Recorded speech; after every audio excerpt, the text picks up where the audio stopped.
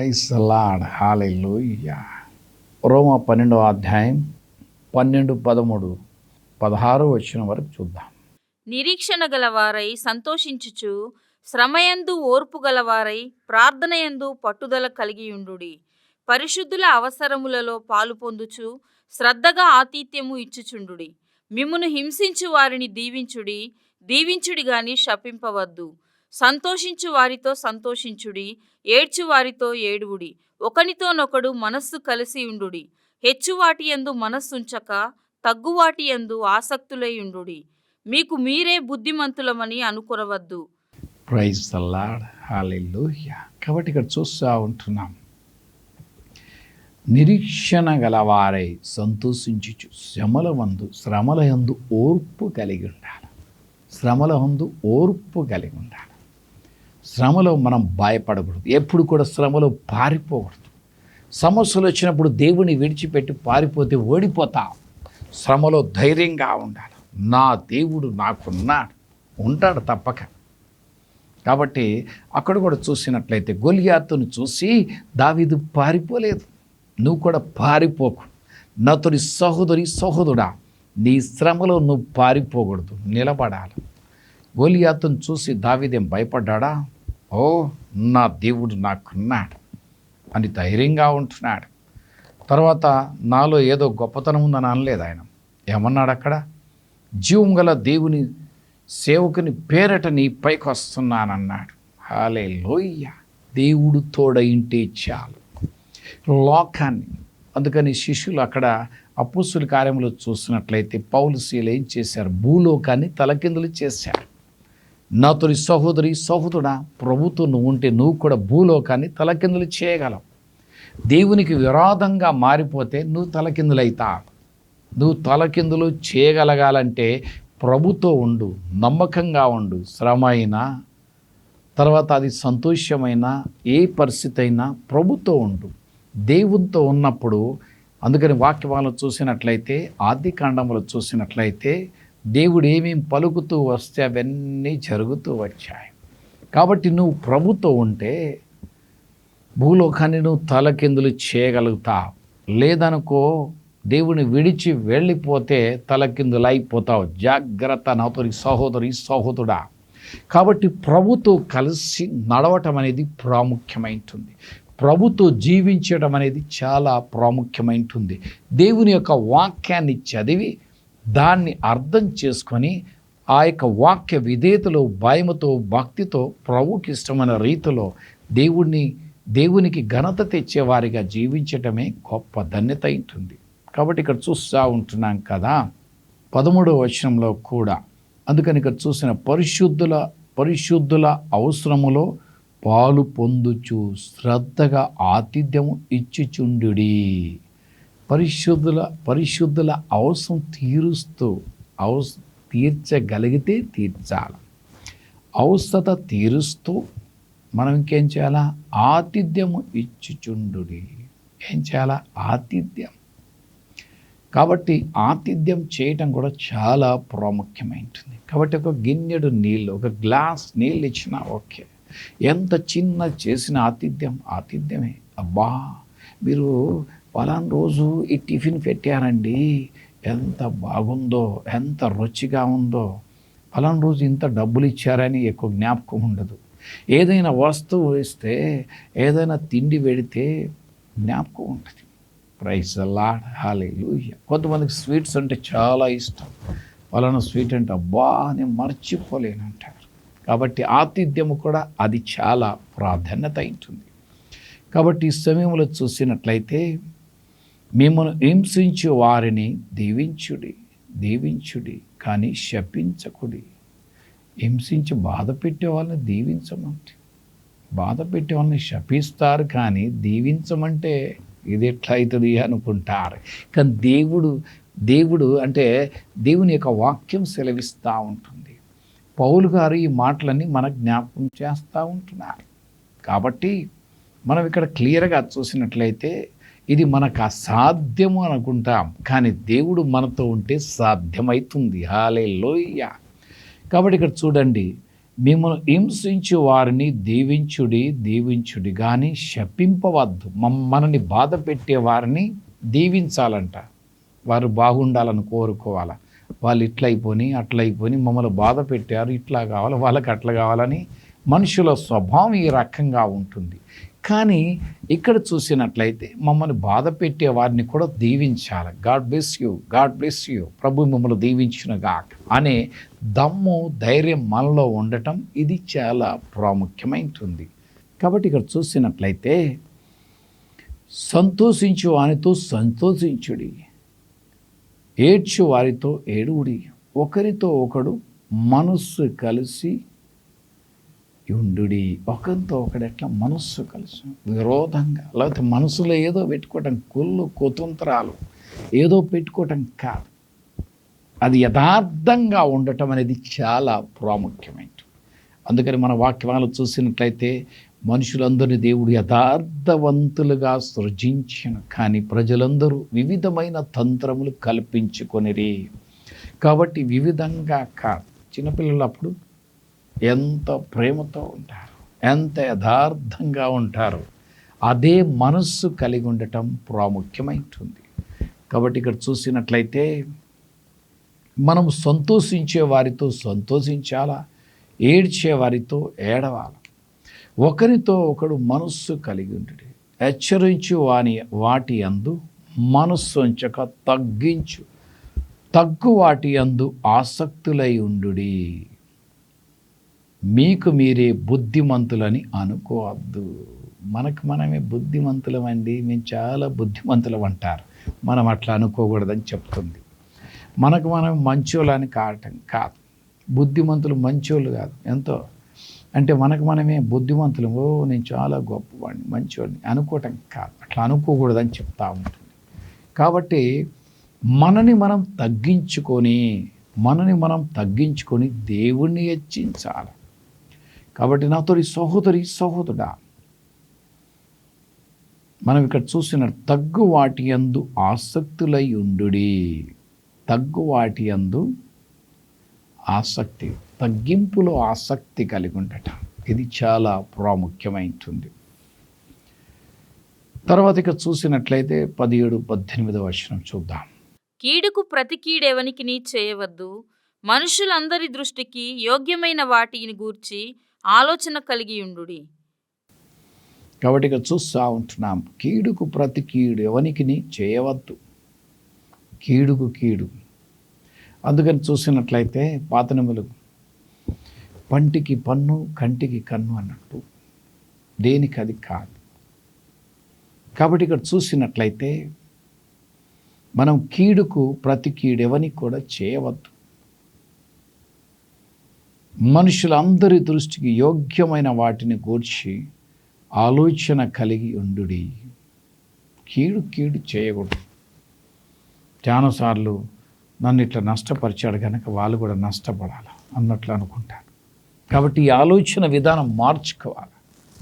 యేసయ్య లాంటి మనస్సు కలిగి ఉండటం, తగ్గింపు కలిగి ఉండటం, ప్రభు మనస్సు కలిగి ఉండటం ఇది చాలా ప్రాముఖ్యమైనది. కొన్నిసార్లు మనుషుల స్వభావం కనుక మనల్ని ఇబ్బంది పెట్టారు కనుక వాళ్ళకి ఇట్లయిందంట. కాబట్టి ఇక్కడ మనం చూసినట్టు చాలా మాటలు ఇక్కడ మనం నేర్చుకోవాలి. కీడుకు ప్రతి కీడు ఎవనికిని చేయవద్దు, మనుషులందరి దృష్టికి యోగ్యమైన వాటిని గురించిన ఆలోచన కలిగి ఉండుడి. అందరికి ఇష్టమైంది చేయటం మంచిది, యోగ్యమైంది అందరికి ఇష్టమైంది చేయటం మంచిది. హల్లెలూయా. అందరు ఇష్టపడేది, భోజనాలైనా ఏదైనా అందరు ఇష్టపడేది చేయటం, కష్టపడేది కాదు, ఇష్టపడేది చేయటం ప్రాముఖ్యమైనది.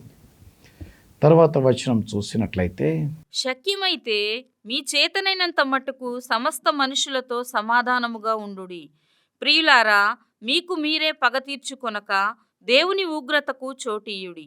పగ తీర్చుట నా పని, నేనే ప్రతిఫలమునిత్తును అని ప్రభు చెప్పుచున్నాడని వ్రాయబడి ఉన్నది. కాబట్టి ఇక్కడ చూసినట్లయితే చూస్తూ ఉంటున్న, శక్యమైతే మీ చేతనైనంత మట్టుకు సమస్త మనుషులతో సమాధానంగా ఉండండి. వీలైతే అందరితో బాగుండండి. అది నష్టమైన కష్టమైన అని చూస్తాం. కాబట్టి అందరితో బాగుంటానికి ప్రయత్నం చేయాలి. అందరితో శత్రుత్వం పెంచుకోవటం కాదు. కాబట్టి అందరితో బాగుండాలి. శక్యమైతే సమస్త మనుషులతో సమాధానంగా ఉండాలి. కాబట్టి ఎట్లుండాలా? మనం ఎంతో తగ్గింపు కలిగి ఉండాలి. అది నష్టమైనా కష్టమైనా, ఏ మాటలన్నా ఏ మాటలు విననట్లు చెవులు లేనట్లు ఉండాలి.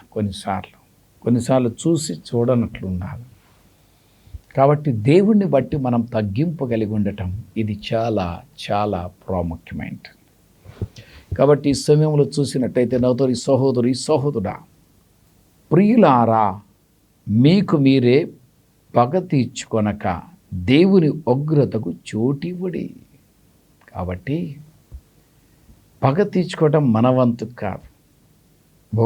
నన్ను తిట్టారా, ఒకటి తిడితే నేను 4 తిడతాను, ఒకటి కొట్టారా నేను 2 కొడతా అనుకుంటారు.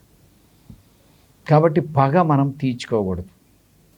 కొన్నిసార్లు అంటారు పాము పగబట్టిందంటారు. మనుషులు కూడా పగబడతారు. అట్లా కాదు. కాబట్టి పగ తీర్చుకోవటం అనేది దేవుడు చూసుకుంటాడు. దేవునికి అప్పచెప్పాలి. అందుకని ఇక్కడ చూస్తూ ఉంటున్నాం కదా, దేవుని ఉగ్రతకు చోటివ్వడి, పగ తీర్చుట నా పని. పగ తీర్చుట నా పని. పగ అనేది తీర్చేది దేవుడు చూసుకుంటాడు. ప్రైజ్ ది లార్డ్, హల్లెలూయా. దేవునికి అప్పచెప్పాలి. కానీ మనం మౌనంగా ఉండి ప్రభువుని చూడటం చాలా ప్రాముఖ్యమైనది. హల్లెలూయా. కాబట్టి ఇక్కడ చూసినట్లయితే దేవుని యొక్క ఉగ్రతకు, కాబట్టి కొన్నిసార్లు అంటారు మనుషులు తిడితే ఏం కాదు, మనుషులు కొడితే ఏం కాదు, దేవుడు కొడితే కోలుకోడు. ఎవరు కొడితే? దేవుడు కొడితే కోలుకోడు. కాబట్టి దేవుని ఉగ్రతకు అవకాశం మనం పగ తీర్చుకోవటం కాదు, దేవుడు. హల్లెలూయా. తర్వాత వచనం చూసినట్లయితే, కాబట్టి నీ శత్రువు ఆకలిగొని ఉంటే అతనికి భోజనము పెట్టుము, దప్పిగొని ఉంటే దాహమిమ్ము. అలాగు చేయుట వలన అతని తల మీద నిప్పులు కుప్పగా పోయుదువు. కీడు వలన జయింపబడక మేలు చేత కీడును జయించుము. కాబట్టి ఇక్కడ చూస్తూ ఉంటున్నాం, నీ శత్రువు ఆకలి కొని ఉంటే అతనికి భోజనం పెట్టాలి. శత్రువు ఆకలి కొంటే వాడు సావని అనుకోకూడదు. వాడికి ఏం చేయాలి? భోజనం పెట్టాలి. ఎందుకంటే దేవుని వాక్యం సెలవిస్తూ ఉంటుంది. కాబట్టి దేవుని యొక్క వాక్యానికి మనం ఎప్పుడైతే లోబడతామో దేవుని వాక్యంలో చూస్తూ ఉంటున్నాం, దేవుడు మన పక్షమున ఉండగా మనకి విరోధి ఎవడు? లోకములో ఎవరు లేరు. ఆకాశాన్ని భూమిని సృష్టించిన దేవుడు నీతో ఉంటే, నాతో ఉంటే మనకి విరోధం ఏమీ ఉండదు. సాతాను ఎన్నో చిక్కులు తీసుకొచ్చి పెడతా ఉంటుంది. కానీ ప్రతి చిక్కు నుంచి దేవుడే కొట్టివేనంటున్నాడు, తొలగించనంటున్నాడు. Praise the lord. కాబట్టి ఇక్కడ చూసినట్లయితే శత్రువు ఆకలి కొంటే వానికి ఏం చేయాలి? భోజనం పెట్టాలి. తప్పికొని ఉంటే దాహాన్ని ఇవ్వాలి. ఇలాగ చేయుట ద్వారా అతని మీద నిప్పులు కుప్పలుగా పోయిదు. కాబట్టి వాక్యాన్ని చెయ్యి, నీ వంతు నువ్వు చెయ్యి, ప్రభు కార్యం చేస్తాడు. కానీ వానికి అట్లా జరగాలి ఇట్లా జరగాలి మనం అనుకోకూడదు. పగ తీర్చే పని దేవుంది. హల్లెలూయా. కాబట్టి ఇక్కడ చూసినట్లయితే కీడు వలన జయింపబడక మేలు చేత కీడును జయించు. ఎవరైనా కీడు చేస్తే కీడు చేద్దాం అనుకోకూడదు. ప్రభువా నాకు మంచి మనస్సు దయచేయండి అని మనం ప్రార్థించాలి. ప్రభువా నా మనస్సు సరిచేయండి, నా ఆలోచన విధానం సరిచేయండి. మీ వాక్య విధేయతలో వాక్యాన్ని అర్థం చేసుకొని మీకు ఇష్టమైన రీతిలో నడుస్తానికి సహాయం చేయండి. కాబట్టి కీడు వలన జయింపబడక మేలు చేత కీడును జయించు. మేలు చేసే మంచి వాళ్ళం. అందుకని కొన్నిసార్లు అంట, మీరు ఎంత చేసినా నేను ఆ మాట అనలేదు, మీరు ఎంత చేసినా నేను సహాయం చేశాను అని చెప్పగలుగుతారు. ఎవరు చెప్తారు? చేసిన వాళ్ళే చెప్పగలుగుతారు. అందుకని మనం ఎప్పుడైతే ఈ రకంగా ఉంటామో దేవుడి దయ మీపై ఉంటుంది. ఎప్పుడైతే వాక్యాన్ని వెంబడిస్తామో, వాక్యాన్ని గౌరవిస్తామో, వాక్యాన్ని హెచ్చిస్తామో, వాక్య విధేయులు జీవిస్తామో, ప్రభు మీతో ఉంటాడు, మీ పనిలో ఉంటాడు, మీకు కుటుంబంలో ఉంటాడు, మీకు ప్రయత్నములో ఉంటాడు, మీకు ప్రతి పనిలో, ప్రతి కుటుంబ విషయాల్లో ప్రభు సహాయాన్ని, ప్రభు హస్తము తోడుగా నీడగా ఉంచనంటున్నాడు. దేవుని కృప మీకు తోడై ఉంటుంది. ఎందుకంటే దేవుని వాక్యాన్ని నెరవేర్చేవారు, దేవుని మాట వినేవారు, దేవుడు వారితో ఉంటాడు. కాబట్టి నాతో సహోదరుడా, ఇదిగో ఈ వచనాలు చదివాం కదా. రోమా పత్రిక 12వ అధ్యాయం 12వ వచనం నుంచి 21వ వచనం వరకు మనం ధ్యానం చేశాం కదా. ఈ మాటలు మీరు చదవండి, ధ్యానించండి, ఆ రకంగా ప్రయత్నించండి. దేవుడు మీ బ్రతుకులో గొప్ప కార్యాలు, గొప్ప అద్భుతాలు, గొప్ప సూచక్రియలు ప్రభు చేయనించినాడు. మీకు విరోధమైన ఆయుధాలన్నీ దేవుడే కూల్చివేయించినాడు. పగ తీర్చే పని ఆయనది, కాబట్టి మనది కాదు. ప్రభు నన్ను క్షమించయ్యా అని మనం తప్పులు చేస్తే నన్ను క్షమించు ప్రభు అనాలి. ప్రభు నీ వాక్యానికి లేవబడటానికి నాకు సహాయం ఇచ్చేయండి, నన్ను నీకు ఇష్టమైన రీతిలో వాడుకొనండి ప్రభు. కాబట్టి ఇక్కడ చూసిన కీడుకు కీడు చేయకూడదు, మనం మౌనంగా ఉండటం. ఎందుకంటే చూస్తూ ఉంటున్నాం కదా, పగ తీర్చుకునే పని ఆయనది. ఛాన్స్ ఆయనకి ఇవ్వాలి, కానీ ఛాన్స్ మనం తీసుకోకూడదు. కాబట్టి ఆయన చూచుచున్న దేవుడు, ఆయన మాట్లాడే దేవుడు, ఆయన వినే దేవుడు, ఆయన జవాబు ఇచ్చే దేవుడు, ఈ సృష్టి అంతటిపై ఆయన కనుదృష్టి ఉంచిన దేవుడు. కాబట్టి ప్రభు వాక్య విధేయతలో ఎప్పుడైతే నువ్వు జీవిస్తావో నాతో సహోదరుడా, దేవుడు నీతో ఉంటాడు, నీ కుటుంబంలో ఉంటాడు, నీ పనిలో ఉంటాడు, నీ ప్రయత్నంలో ఉంటాడు. నీకు విరోధమైన ఆయుధాలన్నీ ఆయన కూల్చివేయించినాడు. అందుకని వాక్యవాలను చూస్తూ ఉంటున్నాం. నీకు విరోధమైన ఆయుధం ఏది వర్ధిల్లదు. ఎప్పుడది? నీవు దేవునితో ఉన్నప్పుడు, దేవుని యొక్క వాక్యముతో ఉన్నప్పుడు, వాక్య విధేయతలో ఉన్నప్పుడు. ఇంతవరకు అన్ని విషయాలు చదివాం, చాలా కఠినంగా అనిపించినాయి, కానీ కఠినమే. కాబట్టి మనుషులకు అసాధ్యమే, కానీ దేవునికి సాధ్యమే. మనం ప్రభుతో నడుచుకోవాలి, దేవుని యొక్క వాక్య విధేయతలో నడుచుకోవాలి. అప్పుడు ప్రభు మీకును మీ కుటుంబానికి అనేకమైన మేలులు చేయనింటున్నాడు. ప్రభు మిమ్మల్ని ఆకాశపు వాకిలి విప్పు దీవించనంటున్నాడు. పట్టజాలని దీవెనలతో ప్రభు నింపనంటున్నాడు. ఆ దేవునికే మహిమ కలుగునుగాక.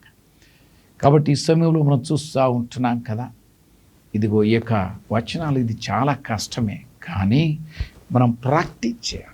ప్రభు నా ఆలోచన విధానం మార్చండి, నా తలంపుల విధానం మార్చండి, మీ వాక్యానికి విధేయత కలిగి జీవిస్తానికి నాకు సహాయం చేయండి, మీ ఆత్మలో నన్ను నడిపించండి అని ప్రార్థన పూర్వకంగా మనం వెళ్తా ఉన్నప్పుడు దేవుడే అటువంటి మనస్సును, అటువంటి నడిపింపును దేవుడే ఇవ్వనంటున్నాడు. ప్రభు యొక్క మాటలు దీవించునుగాక. ఆమేన్.